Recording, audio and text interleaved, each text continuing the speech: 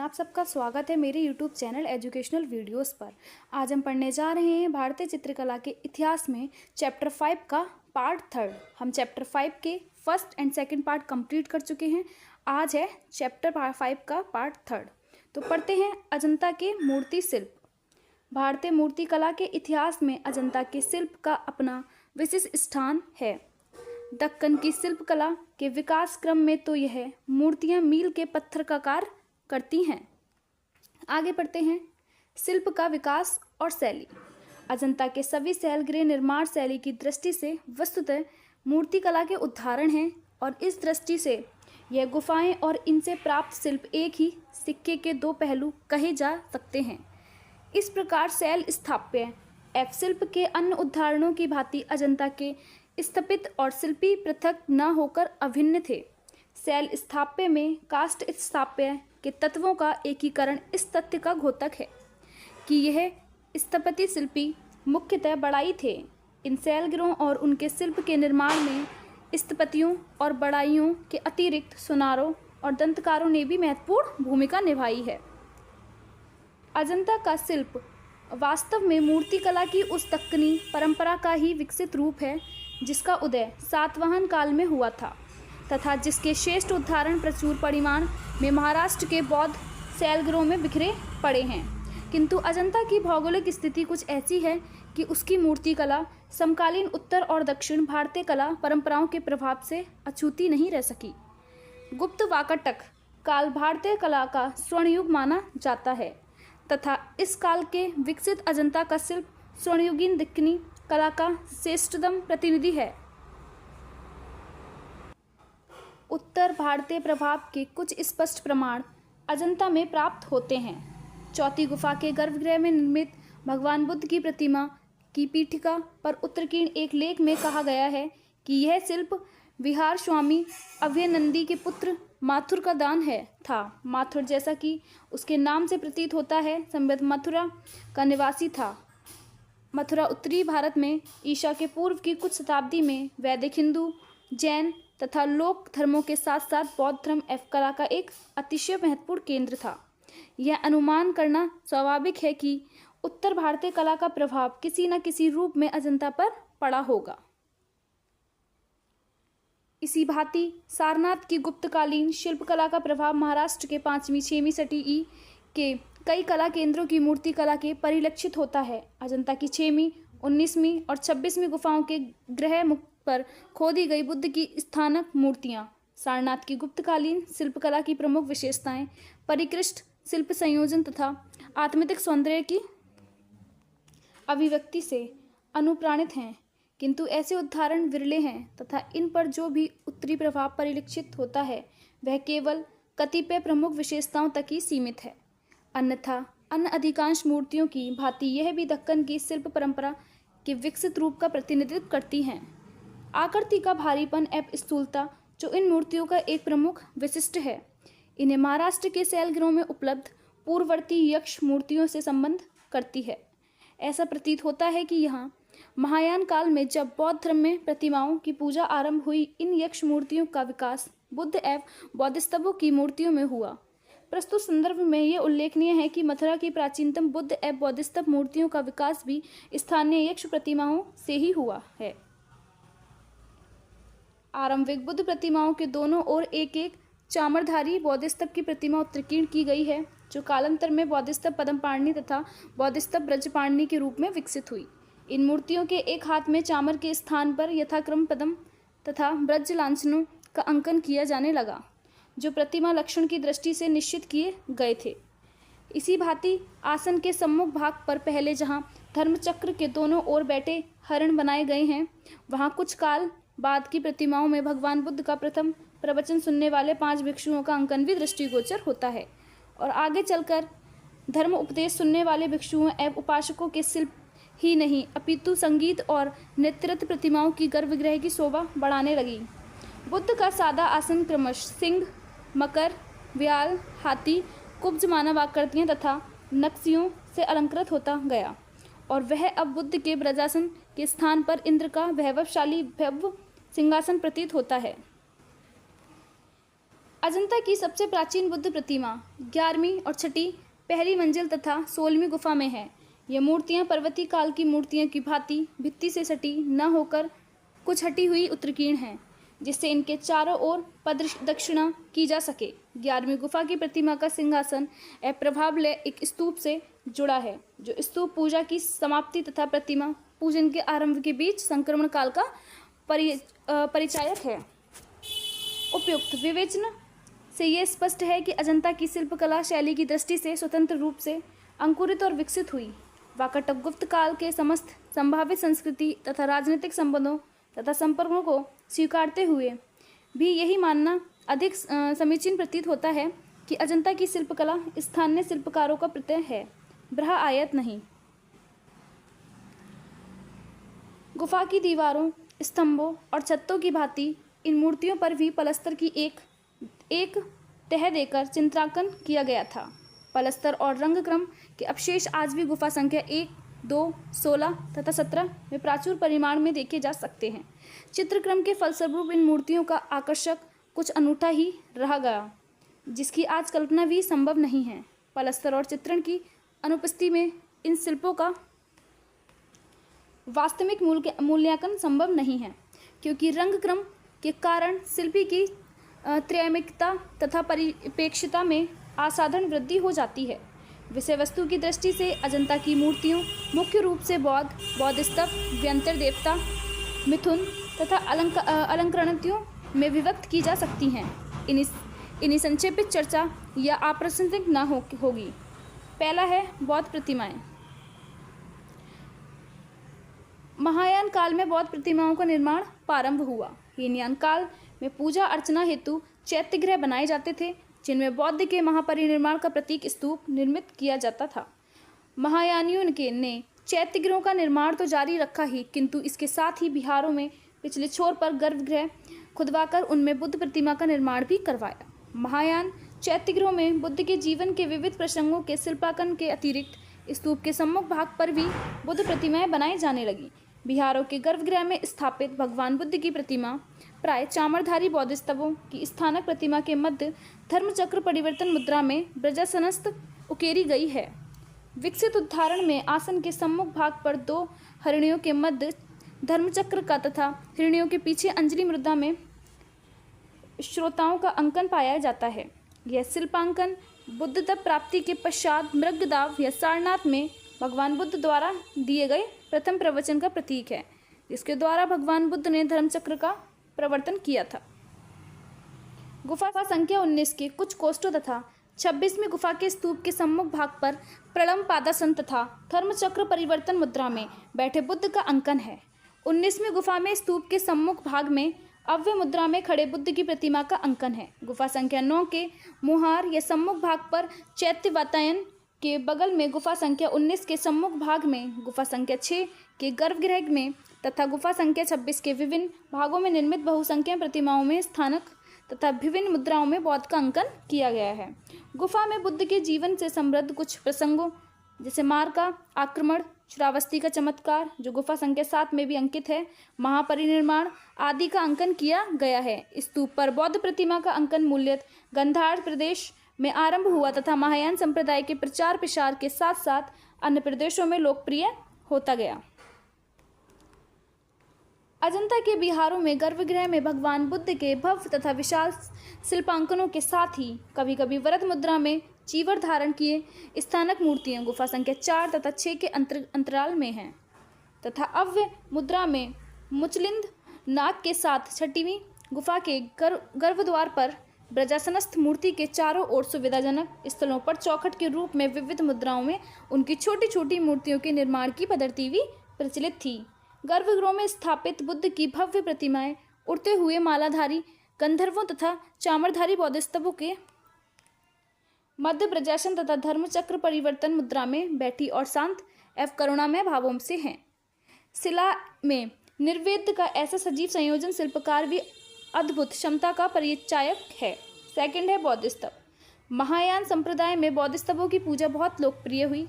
इस लोकप्रियता का मुख्य कारण संसारी जीवों के प्रति उनकी असीम करुणा तथा मानवता के कल्याण में निर्मित महत्व, आत्मत्याग, यहाँ तक कि परम ज्ञान बुद्धि का त्याग की भावना है। मूलतः बोधिसत्व का अंकन भगवान बुद्ध के परिचारकों के रूप में आरंभ हुआ, किंतु आगे चलकर स्वतंत्र रूप से ही कुछ बोधिसत्वों की मूर्ति और चित्रों के निर्माण की प्रथा का प्रचलन हो गया। इनमें से बोधिसत्व अवलोकितेश्वर का अंकन विशेष रूप से लोकप्रिय था। दूसरी गुफा के गर्भगृह तथा 17वीं गुफा के बरामदे में अवलोकितेश्वर का चित्रांकन गुफा संख्या 4 के बरामदे में एवं 26वीं गुफा के निकट 2 एक बड़े और एक छोटे शिल्प पट्टों के शिल्पांकन दृष्टिगत होता है। साधारणतः इन शिल्प पट्टों के मध्य में जटा मुकुट एवं मस्तक पर ध्यानी बुद्ध अमिताभ को धारण किए हुए अवलोकितेश्वर का अंकन किया गया है। वह एक हाथ में कमलनाल तथा दूसरे हाथ में अक्षमाला लिए हुए दर्शाए गए हैं। कमल लांछन के फलस्वरूप वह पद्मपाणि नाम से भी प्रसिद्ध हैं।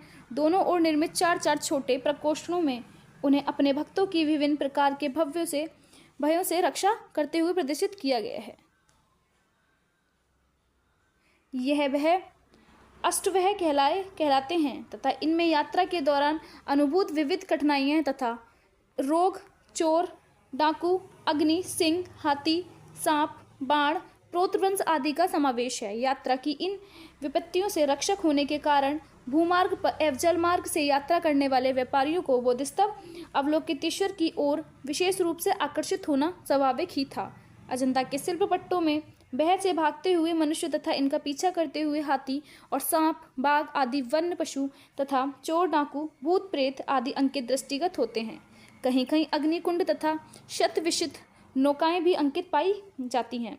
भागते हुए मनुष्य को भाग्यग्रस्था तथा गति का अंकन पूर्णतः स्वाभाविक एवं सफल है।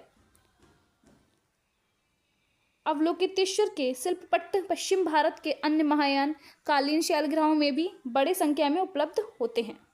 तीसरा है फिर हमारा व्यंतर देवता। नाग, यक्ष, किन्नर, गंधर्व, विद्याधर आदि की पूजा भारत में जनसाधारणा के अति प्राचीन काल से प्रचलित थी। इन लोक देवताओं के पूजक भी संस्कृणीकरण के फलस्वरूप सने या वैष्णव, शैव, बुद्ध एवं जैन धर्मों की ओर बड़ी संख्या में आकर्षित हुए, परंतु इसके बावजूद उनमें अपने अपने मूल देवों की पूजा की पूर्ववर्ती प्रचलित रही और इसके परिणाम स्वरूप इन प्रमुख धर्मों में इन लोक देवताओं के समावेश की आवश्यकता प्रतीत हुई। इन लोक देवताओं के अंतर्भाव के मूल में संवत उनके अनुयायियों को अपने अपने धर्म की ओर और बड़ी बड़ी संख्या में आकर्षित कर अपनी शक्ति और लोकप्रियता में वृद्धि की इच्छा की निहित थी। किंतु इन धर्मों में व्यंतर देवताओं को इनके उपास्य देव के साथ संबंधित कर गौण अथवा परिवार देवताओं का स्थान दिया गया है। बौद्ध धर्म ग्रंथों में भगवान बुद्ध के अनुयायियों एवं परिचारकों के रूप में प्राय नाग, यक्ष, गंधर्व, विद्याधर आदि की चर्चा दृष्टिगत होती है। हम उन्हें बुद्ध के जीवन में भी महत्वपूर्ण भूमिका निभाते हुए पाते हैं। बुद्ध शिल्प में भी उनका अंकन इसी रूप में पाया जाता है। अजंता के विहारों में सभा मंडपों एवं गर्भगृहों की द्वार शाखाओं पर नागों का अंकन रक्षक देवता के रूप में किया गया है। गुफाओं में विभिन्न स्थलों पर 5 फणों के घटाटोप से युक्त गगनचारी नागों द्वारा स्तूप पूजा 19वीं गुफा का सम्मुख भाग है। नागराज दंपत्ति गुफा संख्या 1, 2, 19 तथा 23 या ब्रजासनस्थ बुद्ध के कमलासन का दंड पकड़े हुए नंद एवं उपनंद नामक नामों गुफा संख्या 7 तथा बुद्ध के ऊपर छाया करते हुए मुचलिंद नाग 6वीं गुफा के गर्भगृह का प्रवेश द्वार का अंकन दृष्टिगोचर होता है। गुफा संख्या 16 के ब्रहादेव के लेख में नागेंद्र वेशव के नाम से निर्दिष्ट देव कुलिका से प्राप्त नागराज का अंकन काफी सुंदर बन पड़ा है। नागराज दंपत्ति के अंकन संदर्भ में ही उल्लेखनीय है कि नागराज के सिर पर 5 फणों का घटाटोप तथा नागराज्ञी के सिर पर एक फण दर्शाया गया है। यक्षों का अंकन भारतीय कला में प्रचुरता से दृष्टिगत होता है। अजंता की तृतीय गुफा में देवकोष्ठ में चामर धारिणी परिचारिकाओं से घिरे 2 आसीन यक्षों तथा दूसरे में पांचिक या जंबल अथवा कुबेर और हरिति की भव्य मूर्ति अंकित है। हरिति और पांचिंग की अलग अलग मूर्तियां गुफा संख्या 2 के बरामदे में बाईं ओर प्रकोष्ठ के ऊपर तथा 23वीं गुफा में उत्कीर्ण की गई हैं। 19वीं तथा 26वीं चैत्य गुफाओं के चैत्य वातायन के दोनों ओर क्रमश खड़े तथा बैठे यक्षों का अंकन है। गुफा संख्या 17 से प्राप्त एक चित्र अभिलेख में मणिभद्र नामक यक्ष का उल्लेख पाया जाता है। यक्ष मूर्तियां भारी भरकम, वलित तथा विभिन्न प्रकार के आभूषणों से भूषित उकेरी गई हैं। इन सब प्रमाणों से स्पष्ट है कि अजंता के बौद्ध धर्मानुयायी नाग पूजा की भांति यक्ष पूजा को पूर्णतः अपना चुके थे। इन व्यांतर देवताओं के अतिरिक्त गंधर्व, विद्याधर, कुब्ज परिचारक, किन्नर आदि का अंकन भी अजंता के यत्र तत्र दिखाई देता है।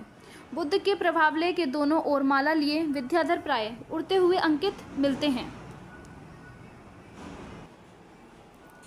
दिव्य गंधर्व प्राय युगल रूप में उड़ते हुए अंकित पाए जाते हैं। 24वीं गुफा के स्तंभ शीर्षों के वर्कों के अंतिम भाग में गंधर्व मिथुनों का बड़ा ही सुंदर अंकन किया गया है। किन्नर मिथुनों का ऊपरी भाग मनुष्यकृति तथा निचला भाग पक्षियों के आकार का है और वह भी मेघों के मध्य बाग बजाते हुए दर्शाए गए हैं।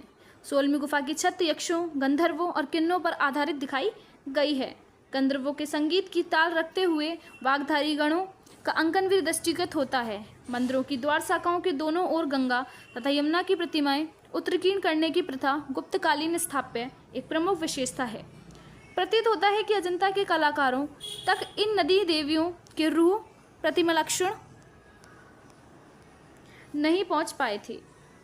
अजंता में दोनों देवियां मकर वाहन पर ही खड़ी अंकित की गई हैं, जबकि प्रतिमा लक्षणों के अनुसार मकर गंगा तथा कच्छप यमुना का वाहक है। यह भी संभव है कि यहाँ गंगा और यमुना का अंकन न होकर नदी देवियों का केवल समान अंकन भी अभिष्ट हो और इसलिए शिल्पकार ने समान रूप में मकरारूढ़ देवियों का अंकन कर दिया हो। गुफा संख्या 20 के गर्भगृह के द्वार पर दाईं ओर अंकित मकरारूढ़ देवी कछुए पर खड़े परिचारक के सिर पर अपना बायां कोहनी से मुड़ा हुआ हाथ रखकर त्रिभंग मुद्रा में खड़ी अंकित हैं। गुफा संख्या 27 के द्वार पर हम एक कुब्ज परिचारक के सिर पर अपना बायां हाथ रखकर कोनी से मोड़ हुए दाहिनी ओर शुक्र कीड़ा में मगन एक मकरारूढ़ नदी देवी को एक वृक्ष के नीचे खड़ी अंकित पाते हैं। अजंता की कुछ गुफाएं उदाहरणतः गुफा संख्या 4 के प्रवेश द्वार पर नदी देवियों के स्थान पर शालवंजिकाओं की आकृति का अंकन पाया जाता है। ये शालवंजिकाएं दोहद मुद्रा में वृक्ष के नीचे खड़ी अंकित हैं। वृक्षिकाओं का मांसल तथा गोलाईदार अंकन स्पष्टता मातृत्व का परिचारक है। 4th है मिथुन। द्वार शाखाओं स्तंभ के फलकों या कुंड स्तंभों के मंडलकों तथा पादंगों पर भिन्न श्रृंगार मुद्रा में अंकित मिथुन अजंता की गुफाओं में अनेक स्थलों पर उत्कीर्ण दृष्टिगत होते हैं। बुद्ध भिक्षुओं के आवास में इस प्रकार के मिथुनों का अंकन कुछ आश्चर्यजनक है। यह संभव है कि इनके अंकन के पीछे कोई विशेष कारण रहा होगा अथवा स्थापत्यों ने अपनी व्यवसायिक एवं कलात्मक परंपरा अनुसार बौद्ध विहारों और चैत्यगृहों में अन्य स्थापत्य से भेद न कर इनका अंकन कर दिया है। 5th है अलंकारिणता। कुंड स्तंभ या फलक, द्वार शाखाएं तथा पादंग पर लतापत्रक पशु अथवा कीर्तिमुख प्रवृत्ति आकृति का अलंकरण बहुलता से किया गया है। गुफा संख्या 1 के प्रवेश द्वार पर वन्य वातावरण में सूढ़ों के वृक्षों की शाखा लिए हुए हाथियों की पंक्ति, भैंसों का युद्ध और कमल सरोवर में हंसों की क्रीड़ा आदि अलंकरण उकेरे गए हैं। स्तंभों तथा कुंड स्तंभों में मंडलों पर पूर्ण विकसित कलम, शंख, मकर, हंस, कमलता, मोतियों की पंक्ति, जड़ा आभूषण करती कीर्तिमुख, काल्पनिक पशु पक्षी या ईर्माग्रह प्रवर्तित अनेक अलंकरणों का अंकन दृष्टिगोचर होता है। इन अलंकरणों से जहाँ वातावरण की भव्यता तथा गरिमा में वृद्धि होती है, वहीं शिल्पकार की बहुविज्ञता या सुरुचि, कुशलता, कल्पनात्मक तथा समार्थ का परिचय भी मिलता है।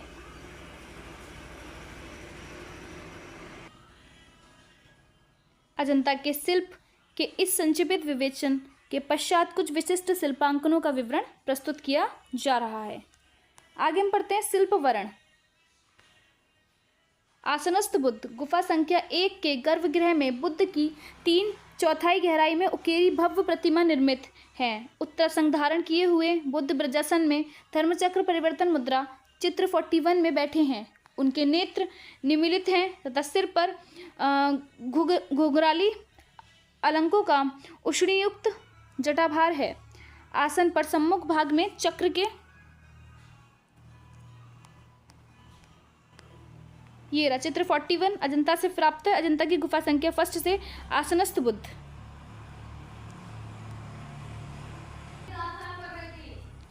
दोनों ओर एक एक हरिण तथा 5 भिक्षु तथा उनके पीछे उपासक अंकित हैं। यह बोधि प्राप्त करने के पश्चात मर्गद्राव या सारनाथ में भगवान बुद्ध के प्रथम प्रवचन अथवा धर्म चक्र परिवर्तित करने का प्रतीकात्मक अंकन है।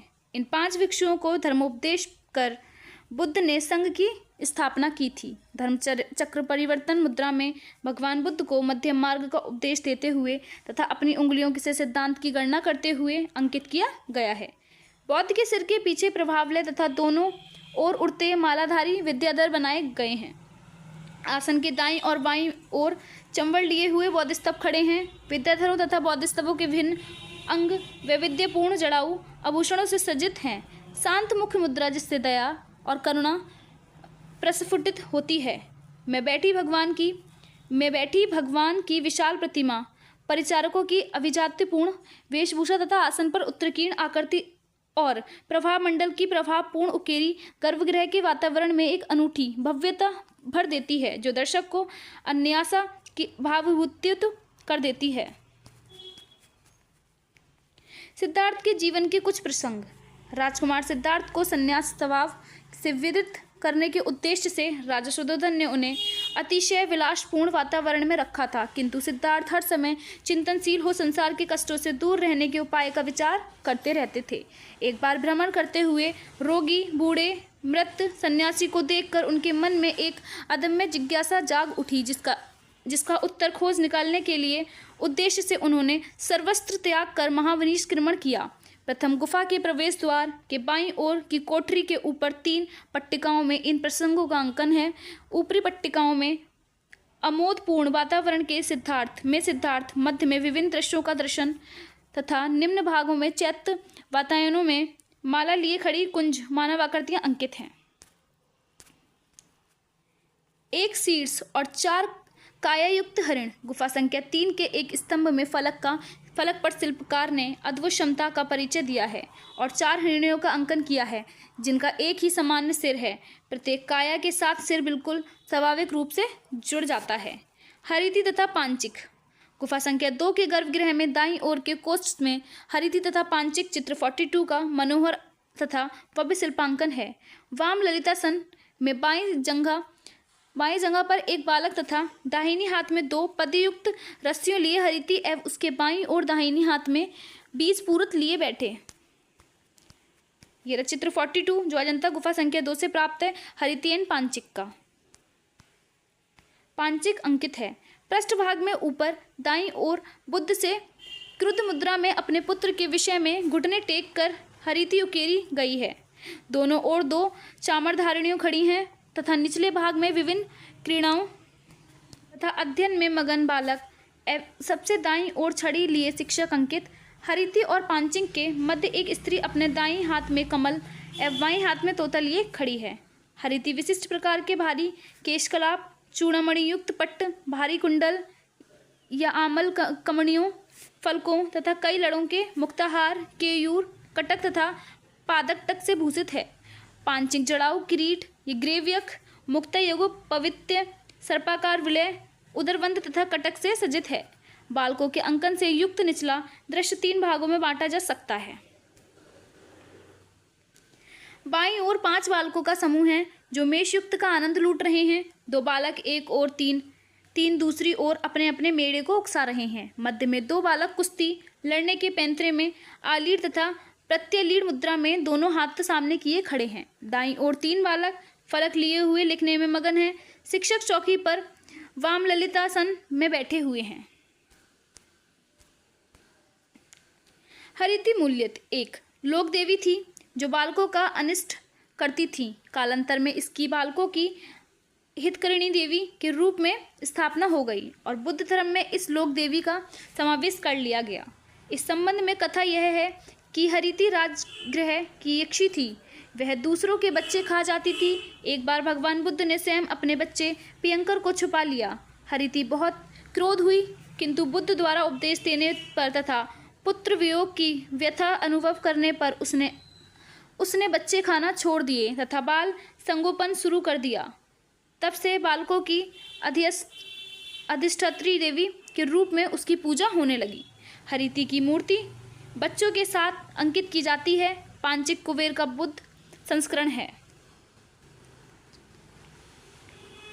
हरिति तथा पांचिक का शिल्पांकन एलोरा गुफा संख्या 8 तथा औरंगाबाद गुफा संख्या 7 में भी प्राप्त होता है, किंतु उनमें अजंता के अंकन जैसी नयना या भ्रमता तथा भव्यता नहीं है।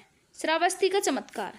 बुद्ध परंपरा के अनुसार भगवान बुद्ध ने अपने आलोचकों को प्रभावित करने के लिए कई चमत्कार दिखाए थे, जिनमें से एक श्रावस्ती नगर में बुद्ध का स्वयं को कोई रूपों में प्रकट करना था। 7वीं गुफा में इस घटना का शिल्पांकन है। मध्य में एक कमलासन पर बुद्ध बैठे हैं। इस पर कमलासन के दंड को नंद और उपनंद नामक दो नाग थामे हुए थे। इनके दोनों ओर 2 बुद्ध प्रतिमाएं तथा अंजलिबद्ध अनुयायी बैठे हैं। ऊपर की ओर 8 पंक्तियों में विभिन्न मुद्राओं में आसनस्थ बुद्ध अंकित हैं।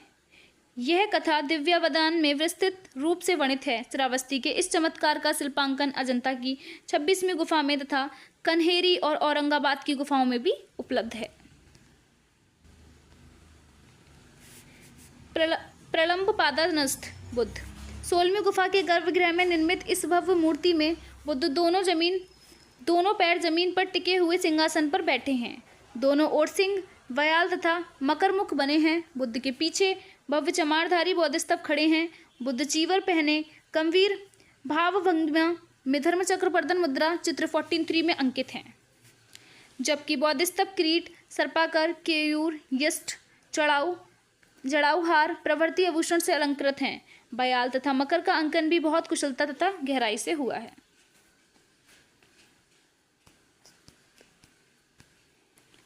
यह चित्र 43 अजंता गुफा संख्या 16 प्रलंब पादानस्थ बुद्ध।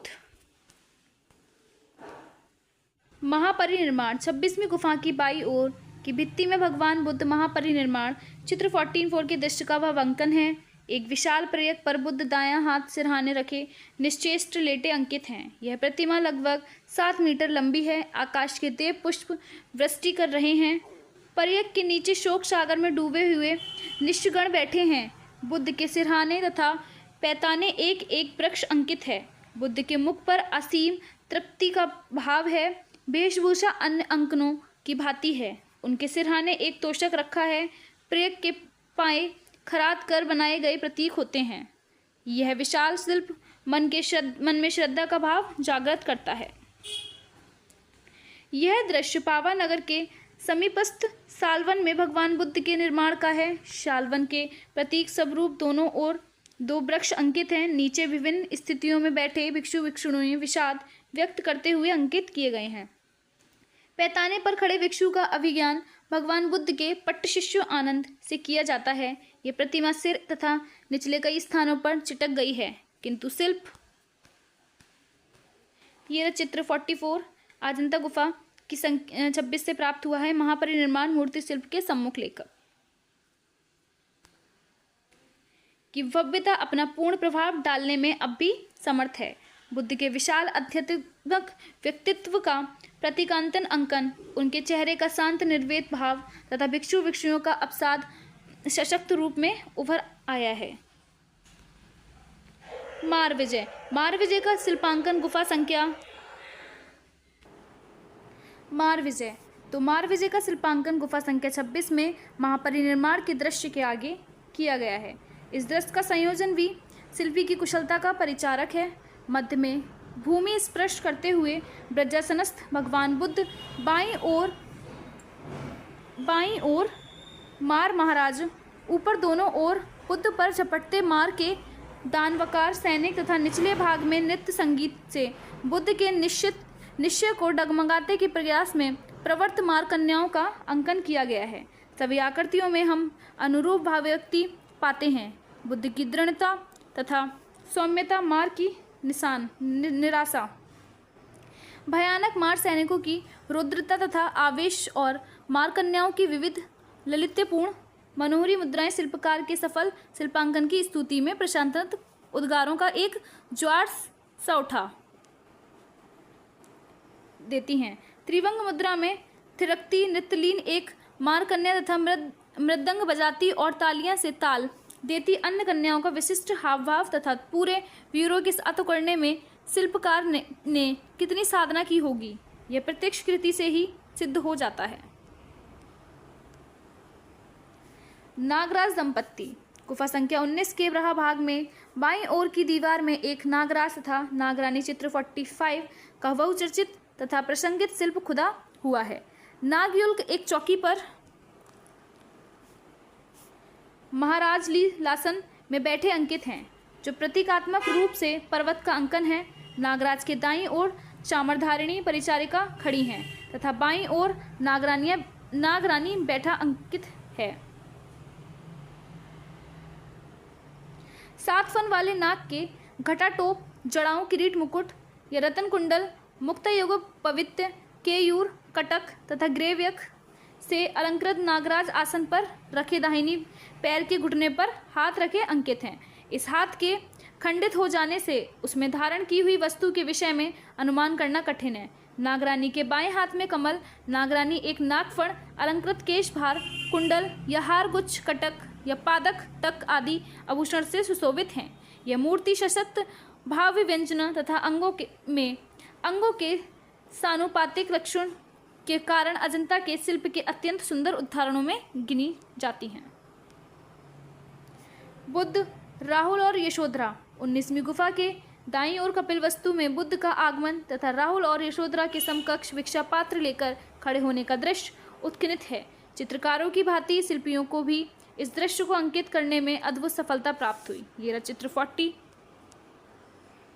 45 जो अजंता की गुफा संख्या 19 से प्राप्त है। नागराज दंपत्ति। अजंता शैली की विशेषताएं। अजंता चित्रकला अपने अपूर्व सौंदर्य एवं उत्कृष्ट कलात्मक के लिए पूरे संसार में विख्यात है। आश्चर्य है कि एक ही केंद्र पर 800 वर्षों तक चित्रकारी स्वर लहरी गुंजती होती है। जिस प्रकार गुप्त काल को भारतीय इतिहास में स्वर्णकाल कहा जाता है, उसी प्रकार अजंता को भी हम भारतीय कला का स्वर्णिम पृष्ठ कह सकते हैं। अजंता शैली का प्रभाव बाघ, बादामी, सित्तनवासल, सिंगरिया आदि गुफा मंदिर पर पड़ा। विभिन्न विद्वानों ने अजंता शैली को विभिन्न नामों से पुकारा। पारसी ब्राउन ने अजंता शैली को बौद्ध धर्म के अत्यधिक संबंधित होने के कारण बौद्ध कला के नाम से संबोधित किया है। स्वयं राय कृष्णदास ने गुप्त राजाओं के भारी प्रभाव के कारण इस कला शैली को गुप्त कला के नाम से पुकारा है। पहला, रेखा। अजंता के चित्रों का प्राण वास्तव में भी रेखाएं हैं, जिनमें अभिव्यंजना की दृष्टि से समर्थ आकृतियों का निर्माण संभव हो सका है। चित्रकार ने बड़ी ही निपुणता के साथ आवश्यकतानुसार अपनी रेखा को कोमल, कठोर, पतला या मोटा बनाया है। अजंता में लगभग 20 प्रकार की रेखाएं शैलियां मिलती हैं। यूरोपियन छाया प्रकाश वाली मशलता के प्रभाव से बचने हुए रेखीय सौंदर्य से ही मॉडलिंग का बोध यहाँ के कुशल चित्रकारों के दक्ष हाथों से हुआ है। कभी कभी अजंता के कलाकारों ने आकृतियों की दोनों भ्रकुटियों या बोहों का एक ही अटूट रेखा से बना दिया है, जैसे पहली गुफा में बौद्धिस्त पद्मपाणि शीर्षक चित्र में। इसके अलावा मारविजय, सर्वनाश, दयायाचना जैसे अनेक चित्र यहाँ प्रयुक्त रेखा की प्रधानता स्थापित करते हैं। सेकंड है सरलता। अजंता के चित्र सरल रेखाओं या सरल रूपों या आकारों तथा सपाट रंगों पर आधारित हैं। चित्रों की योजना सरल होते हुए भी प्रभावपूर्ण और चिंताकर्षक है। सीमा रेखाएं चीनी रेखाएं की तरह कोणात्मक न होकर गोलाई युक्त हैं और कम श्रम से बनाई गई हैं। तीसरा है हस्त मुद्रा तथा अंग भिंगिकाएं। कलाकारों ने समकालीन नृत्य कला के प्रचलित हस्त मुद्राओं का प्रयोग कर मानव चित्रों में प्राण डाल दिए हों और ये मूक चित्र बोलने से लगे हैं। इस शैली में विभिन्न आकृतियों के निर्माण में स्वाभाविक हस्त मुद्राएं प्रयोग की गई हैं, जिनमें पात्र पकड़े हाथों की मुद्रा, शांति की हस्त मुद्रा, धर्मचक्र मुद्रा, शिखर हस्त मुद्रा, दंड हस्त मुद्रा, नीलकमल धारण किए हुए भगवान बुद्ध की हस्त मुद्रा, वैराग्य सूचक साधु की हस्त मुद्रा आदि सुंदर ही नहीं वरण भावपूर्ण भी है। शरीर का अंकन पूर्णतः यथार्थ न होकर अलंकारिक है और शरीर के विभिन्न अंगों की रचना उपमाओं आधार पर हुई है। फोर्थ है आलेखन। आलेखनों के सुंदर उदाहरण अजंता की पहली व दूसरी में गुफा में देखने को मिलते हैं। इन आलेखनों के चित्रण का समय 7वीं सदी के मध्य माना जाता है। इन आलेखनों में काले और लाल मतलब हिरोंजी पृष्ठभूमि पर पहले सफ़ेद व बाद में पारदर्शी रंगों का प्रयोग किया गया है। इन आलेखनों में चित्रकार ने हाथी जो चित्र 46, बंदर, वृषभ, मीन, मकर, मृग, महिष चित्र 46 ये रहा। अजंता गुफा संख्या 17 से प्राप्त है हाथियों का मिलन। हंस, तोता, बत्तख, मोर तथा पुष्पों व लताओं का प्रयोग किया है। आलेखन अलंकारिक है और इनमें संगीत की लय तथा अटूट तैतात्मक रेखाओं का प्रयोग है। यह आलेखन मुख्य छतों पर बनाए गए हैं। छतों पर जिस पलास्तर का प्रयोग आलेखन हेतु मिलता है उनमें धान की भूसी का प्रयोग किया गया है। पलस्तर छतों पर ठीक प्रकार चिपक गया है। छतों पर अलंकरण करने के लिए चित्रकारों का मचान बनाकर मचान पर पीठ के बल पर लेट कर काम करना पड़ता था। इन आलेखनों में कमलवन की सर्वाधिक प्रचुरता है। फिफ्थ है नारी का आदर्श रूप। नारी चित्रण अजंता की चरम उपलब्धि है। नारी के नाना रूप जैसे सुंदरी, युवती, गृहिणी, संयोगिनी, माँ या वृद्धा आदि का अंकन किया गया है। अधिकांश शरीर के नीचे वाले भाग में नारियां साड़ी या अपारदीना या प्रतिहारी और शरीर के ऊपरी भाग में चोली पहने हैं। कहीं कहीं उरोज नग्न भी है, परंतु नारियों में प्रकृति शक्ति और माँ का रूप झलकता है। प्रत्येक रूप में शालीनता और नारी की महान त्याग मूर्ति प्रतिबिंबित होती है। नारी का सौंदर्य, कोमलता और शक्ति का अवतार माना गया है। स्त्रियों में नितंबों और स्तनों का आकार बढ़ाकर चित्रित हुआ है। जीवन के वास्तविक आकारों की अपेक्षा कविता में बड़े आकारों के निकट रहा है। सौंदर्य से परे नारी का चित्रण करना उन्हें पसंद नहीं था। इसी कारण दूसरी गुफा में दंड पाती हुई युवती राजा के चरणों में नर्तकी के चेहरे को छुपा दिया है। नारी को आभूषण से युक्त दिखाया गया है। गुफा संख्या 17 में राहुल समर्पण नामक चित्र में नारी का आदर्श व पत्नी तत्व एवं आदर्श मातृत्व के साथ साथ त्याग का भी सजीव अंकन मिलता है। कला समीक्षक श्री ग्लेडस्टोन सोलोमन का कथन है कि अजंता की नारी कोई व्यक्तिगत पात्र नहीं है, वह तो एक नियम है। वह केवल नारी नहीं है अपितु समस्त विश्व के सौंदर्य की अवतार है। 6 पढ़ते हैं हम वस्त्र आभूषण। इन चित्रों में गुप्तकालीन भव्य पहनावे का विशेष महत्व प्रभाव है। अजंता तथा सभी अन्य गुफाओं के चित्रों में मुकुटों, आभूषणों तथा वस्त्रों को सुंदर से अंकित किया गया है। नागराज मुकुट के पीछे 5 फन बना दिए गए हैं। पद्मपाणि, ब्रजपाणि तथा किन्नर युगल में मुकुटों के अनेकों प्रकार के अलंकरण देखने को मिलते हैं। कानों में कुंडल, भुजाओं में अनंत तथा कमर में मोतियों या कंडियों से युक्त करधनियों चित्रित की गई हैं। हाथों में सुंदर गोल सुडोल कड़ों को बनाया गया है। वस्त्रों की सुकुड़ने ना तो कहीं हवा में फूली हुई जान पड़ती है और ना उनमें भारीपन आया है। वस्त्रों में मोड़ और उनकी किनारियों बिना सिले कपड़ों के उपयोग की पूर्वी देशों की परंपरा को भली प्रकार व्यक्त करते हैं, जिनमें ना तो एक ताका था, न पिन न बटन, फिर भी वे सबसे सुंदर व सुविधाजनक परिधानों में गिने जाते हैं। 7 है केश विनाश। यदि अजंता को केश विनाश या केश सज्जा की खान माना जाए तो अनुचित न होगा। स्त्रियों के लंबे लहराते नागिन जैसे बाल, वेड़ियों में बंधे बाल, कंधों पर लुढ़कते घुंघराले धमीरे ढंग के बाल, जटा या जुट्टसर गूथे हुए बाल, माथे पर लटकते चिकुर हवा में उड़ते तरंगकेश,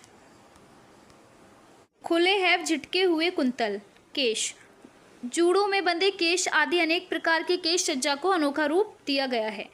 सुंदर कोमल केशों के अतिरिक्त क्रूर एवं धूल धूसरित या सिंह केशर राक्षसों के बाल आदि के अंकन में भी चित्रकार पीछे न रहा।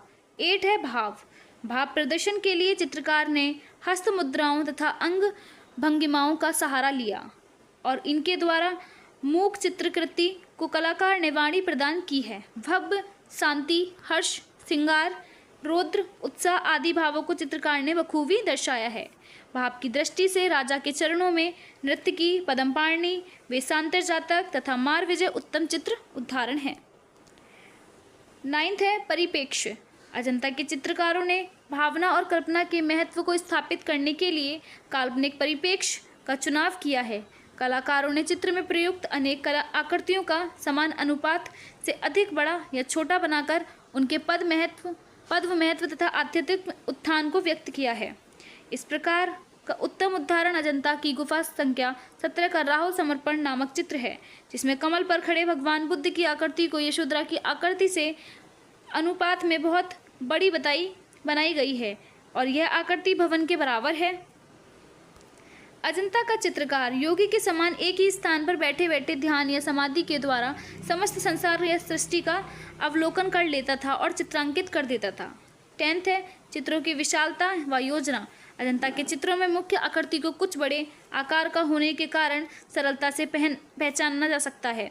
चित्रों की योजना सुंदर व सुव्यवस्थित है। चित्रों के चारों ओर आलेखन बनाकर योजना को अधिक पुष्ट बना दिया गया है। प्रमुख घटना को चित्र योजना में ऐसे स्थान दिया गया है कि दर्शक की दृष्टि सर्वप्रथम चित्र योजना के गर्भभाग पर पड़ती है। यद्यपि चित्रों की योजना अलंकारपूर्ण, सरल एवं ज्यामितीय योजना पर आधारित है, तथापि चित्र के प्रमुख व्यक्ति को ऐसे स्थान पर संयोजा गया है कि दर्शक की दृष्टि सर्वप्रथम चित्र के मुख्य व्यक्ति पर ही पड़े। इस प्रकार इस शैली में दृष्टि के केंद्रत्व सिद्धांत का सुंदरता से पालन किया गया है। प्राय बुद्ध की विशाल सक्रिय आकृति को केंद्र बिंदु मानकर उसके चारों ओर सहायक आकृति समूह की रचना की गई है। तो आज आपका ये चैप्टर 5 का 3rd पार्ट कंप्लीट होता है। कल हम पढ़ेंगे बाघ की गुफाएं, चैप्टर 4। कल आपका ये चैप्टर पूरा कंप्लीट हो जाएगा, चैप्टर 5। Thank you. अगर आपको मेरी वीडियो अच्छी लगी हो तो चैनल को सब्सक्राइब करें और नोटिफिकेशन बेल आइकन को प्रेस करें। Thank you for watching my video.